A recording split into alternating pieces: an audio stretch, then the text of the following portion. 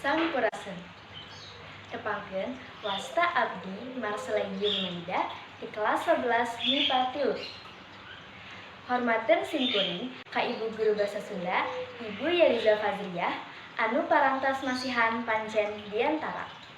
Kututuna, di dieu abdi bade ngadudukeun diantara ngeunaan disiplin kana aturan kasehatan.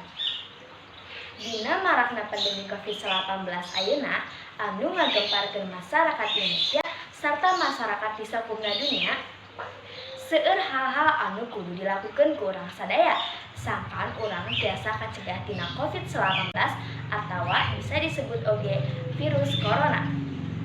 Sateuacana saacan urang ngadudukeun hal-hal naon bae anu kudu ku urang sadaya lakukeun sangkan urang tiasa kacegah tina COVID-19. Abdi bade ngadudukeun heula, naon sih anu dimaksud disiplin teh? Disiplin miboga harti sarua jeung taat kana aturan. Nu miboga harti nyaeta ngalakukeun hal-hal anu kudu dilakukeun sangkan urang kacegah tina hal-hal anu teu diharepkeun. Nah, saatos urang sadaya terang naon anu dimaksud disiplin teh, ayeuna abdi bade ngadudukeun hal-hal naon bae anu kudu urang sadaya lakukeun sangkan urang sadaya tiasa kacegah tina COVID-19. Di antarana nyaeta hiji, urang sadaya kedah ngumbah leungeun nganggo sabun sarta cai anu ngalir. 2.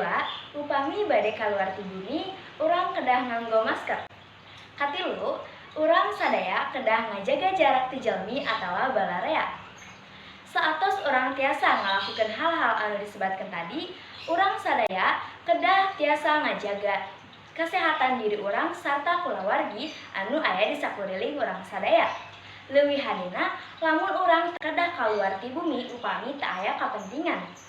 Rutina mung sakitu nu tiasa abdi dudukeun. Hatur nuhun kana kaperhatosanana. Hapunten bilih aya kalepatan. Sampurasun.